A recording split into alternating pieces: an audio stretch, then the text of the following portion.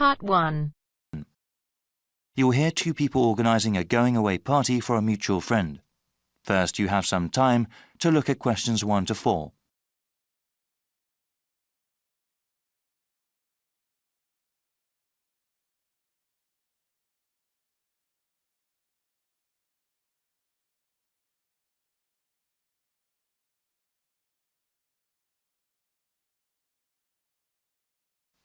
Now we shall begin. You should answer the questions as you listen because you will not hear the recording a second time. Listen carefully and answer questions 1 to 4. Hey Bruce, looks like we got some planning to do for Albert's going-away party, right?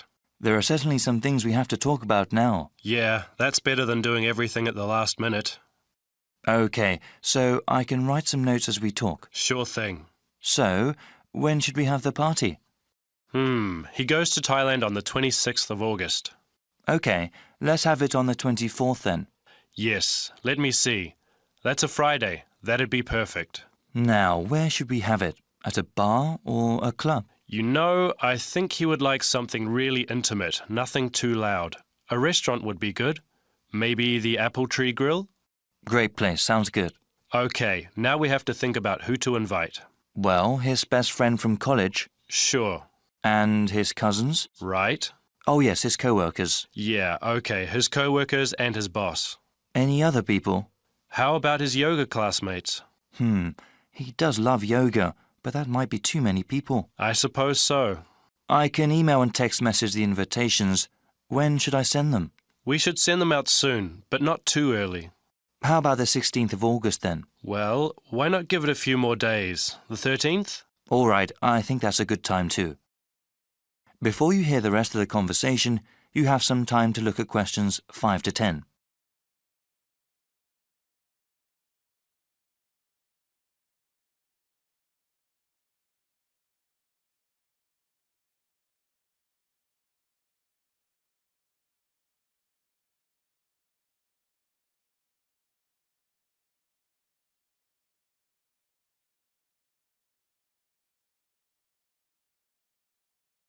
Now listen and answer questions 5 to 10. OK now, we have to think of a gift. Should we all get one? No, I was thinking we could all give money for the party and the gift. You know, something really nice. Yeah, that'd be better than getting him little things individually. I can ask for the money. Thanks for doing that. How much should we ask for? I think we should ask for maybe $15 each. Is that too much? No, not at all. He's going away for 2 years. That would give us about $150. That's a good amount. Yeah, well, I'm thinking we could get him something practical. Yes, especially since he's going abroad. Something he could use, something that's also portable. We could get him an article of clothing, perhaps, or maybe even a pair of shoes. Shoes are nice, but they might wear out easily, especially where he's going. Maybe a book light? A what? Yeah, he loves to read and a book light would be very convenient when he travels. OK, that's one good gift idea. Did you write that down? Yep. Now, we need to think about reservations at the restaurant. Well, we should get their big banquet room, yeah? Yes, definitely. Should we ask the restaurant to prepare a buffet? Isn't that expensive? No, I don't think it is. A buffet dinner sounds cheaper than everyone ordering individual meals. Definitely. How about drinks? They can buy drinks themselves, or bring their own. OK. Yeah, it would cost too much if we bought drinks ourselves. Certainly. We have to ask someone to bring an MP3 player. The restaurant has speakers and we can hook it up for music. Sounds good. Actually, there is one more thing that I thought we should do since Albert is leaving for such a long time. What were you thinking of? Maybe we could have a slideshow of all the fun times we've had. That'll take a little bit of work, but I think it's a great idea. Actually, in the invitation, can you ask for some photos people have of him? Yeah, definitely. I can scan them or people can send me digital photos they have. All right. I'll tell them when I send out the invitations. Then I can make a little presentation. I can't wait to see his reaction. Yeah, especially that one picture where... That is the end of Part 1. You now have half a minute to check your answers.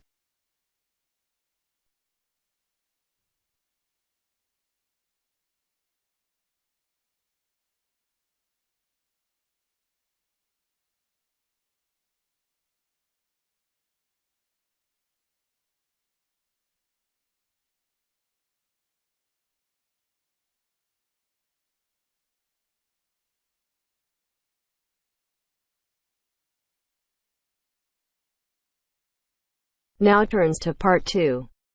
Part 2.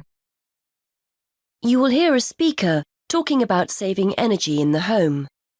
First, you have some time to look at questions 11 to 12.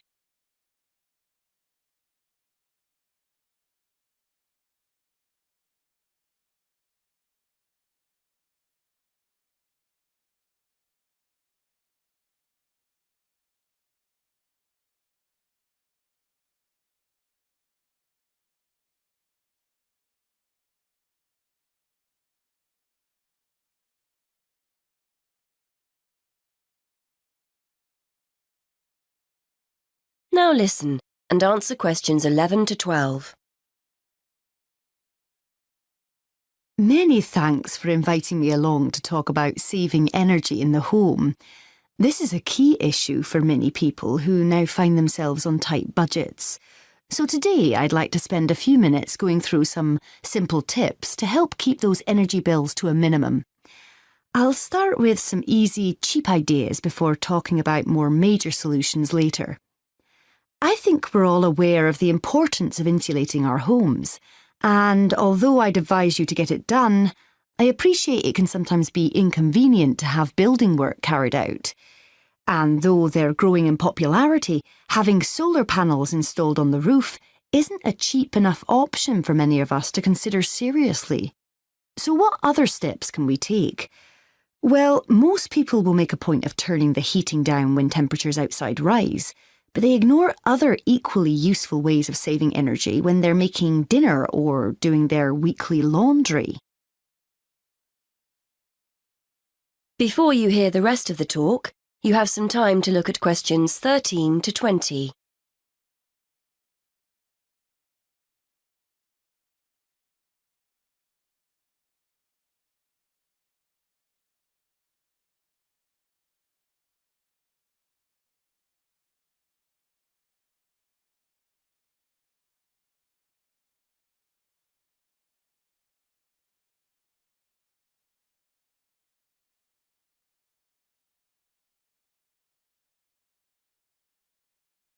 Now listen and answer questions 13 to 20.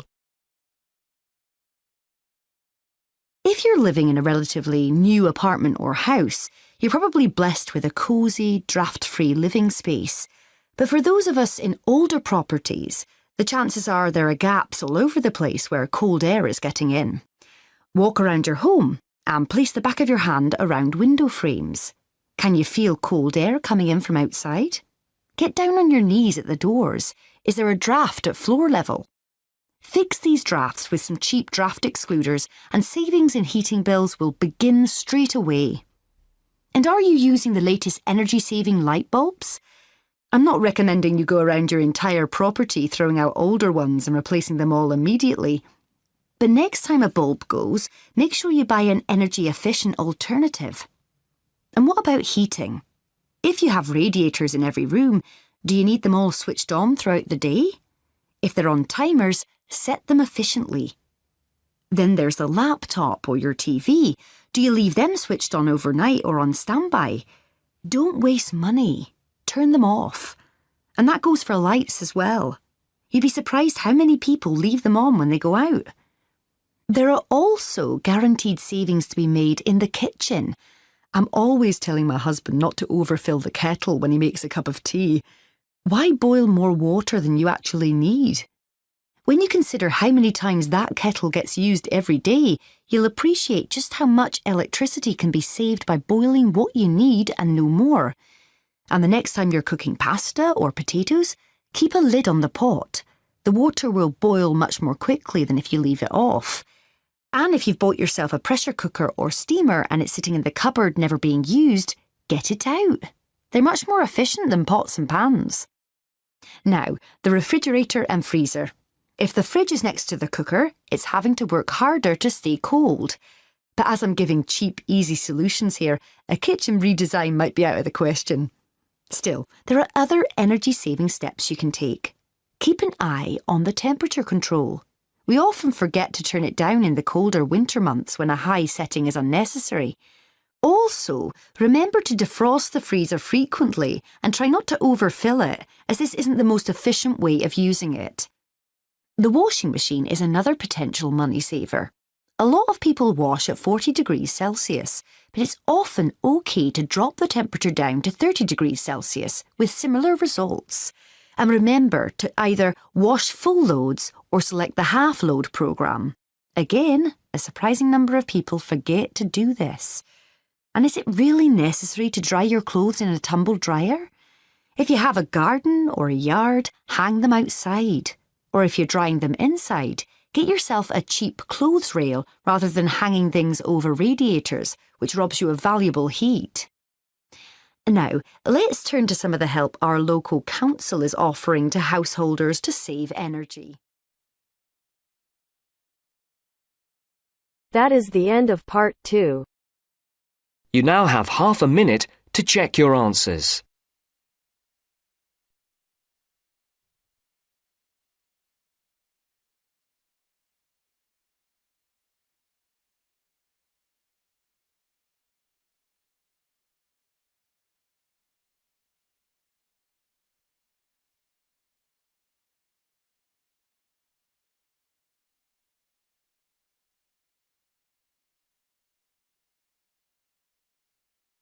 Now turns to part 3. Part 3. You're going to hear an explanation of how a school chancellor will be chosen. The chairman is explaining the process to 2 students, Sarah and Arnold. First, you have some time to look at questions 21 to 25.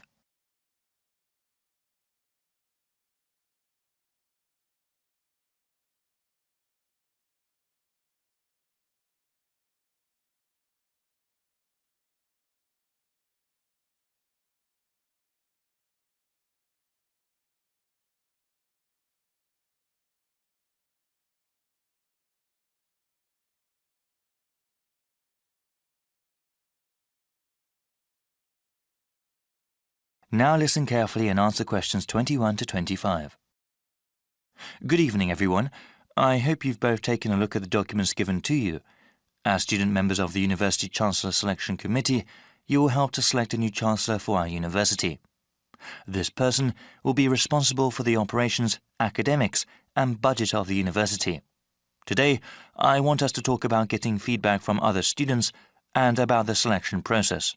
Okay, so what exactly will our roles be?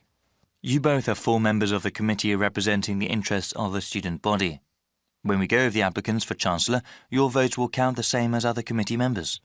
The same as other faculty and administrators? Okay. Indeed. It is important to have student input in the selection process.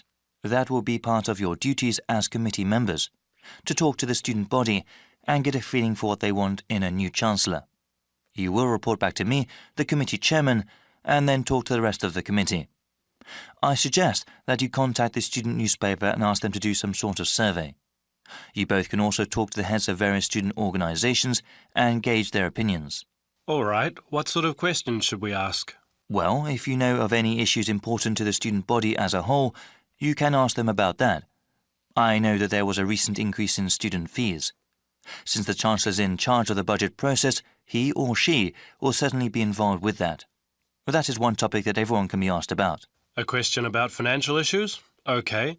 You also mentioned going to different student groups. I was wondering, would that be appropriate? If the Chancellor is the head of the whole university, is it that important to ask the opinions of a smaller individual organisation? Definitely.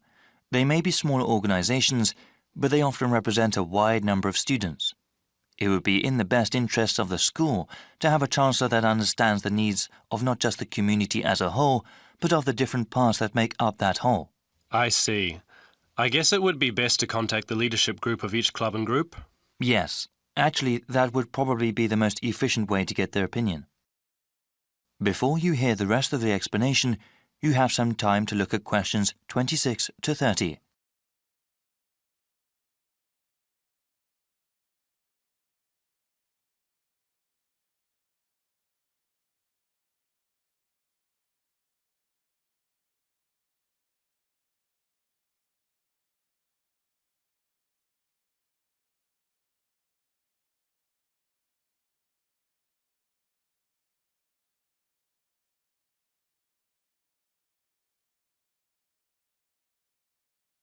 Now listen and answer questions 26 to 30.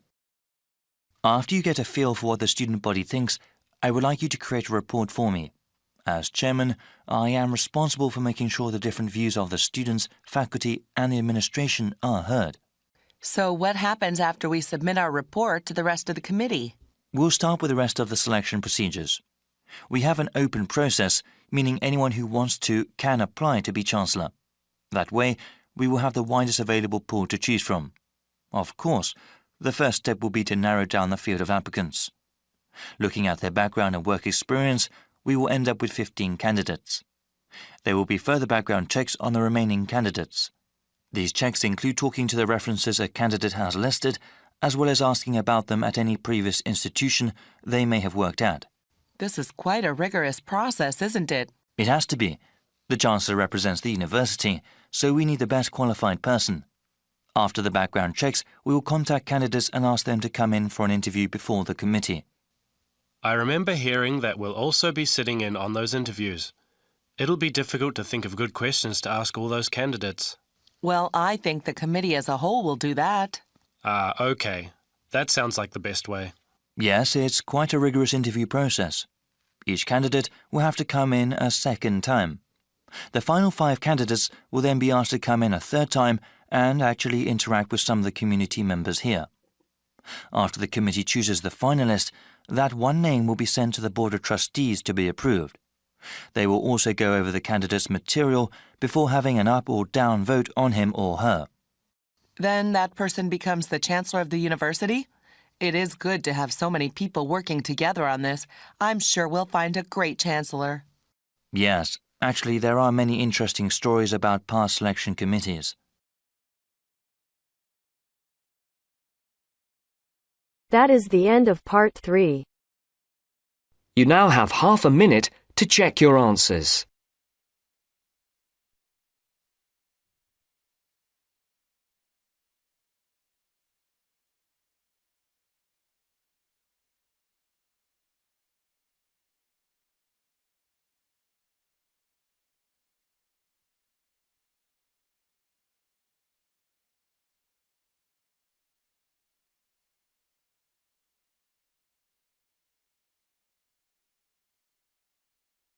Now turns to part 4.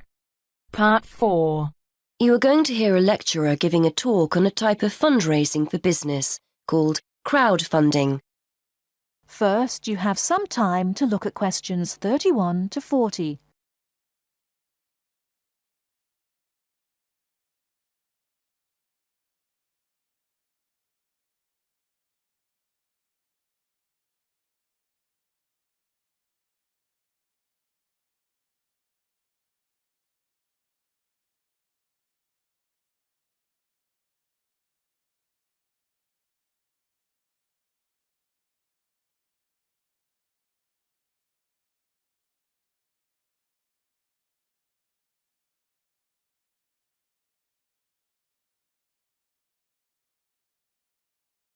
Now listen carefully and answer questions 31 to 40.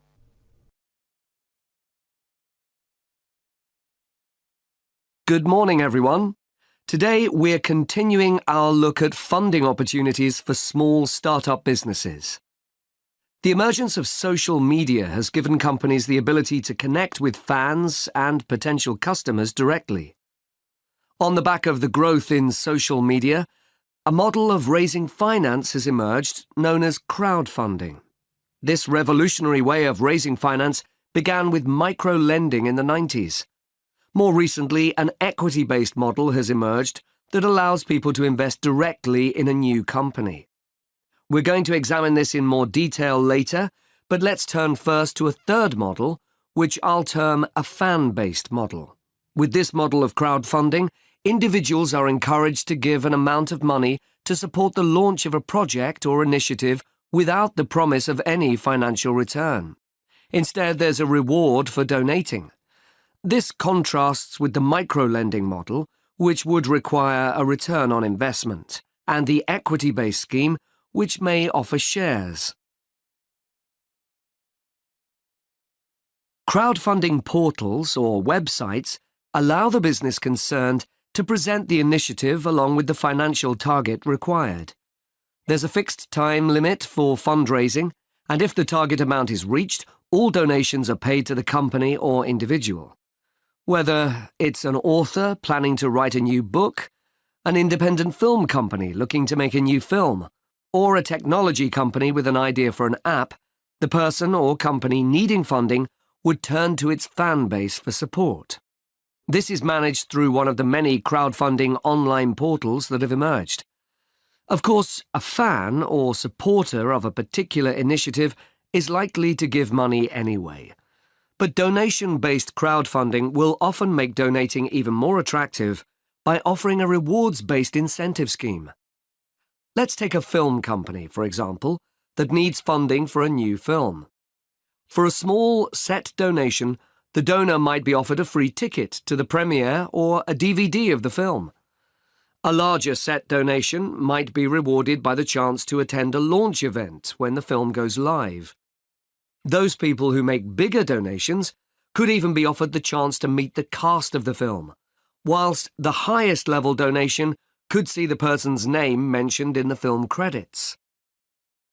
For companies that already have a significant fan base, crowdfunding offers a fantastic opportunity to raise money quickly from a large number of people, each of whom donates just a small amount of money. Compare this to the time and effort that would be needed to sell your idea to investors or your bank manager, particularly in an age when raising finance can be difficult. The company may also have links with partner companies or organizations that run fundraising events.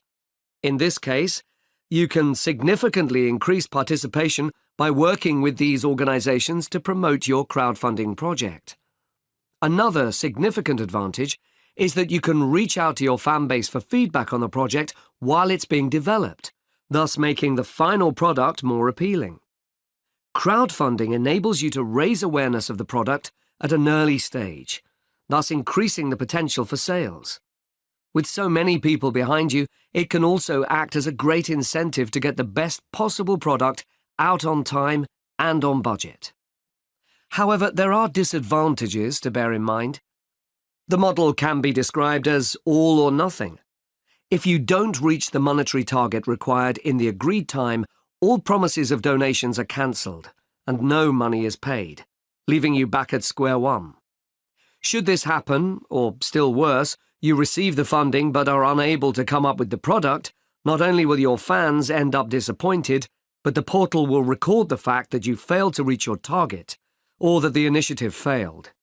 Fulfilling all the pledges that you've made to people can also be very time-consuming.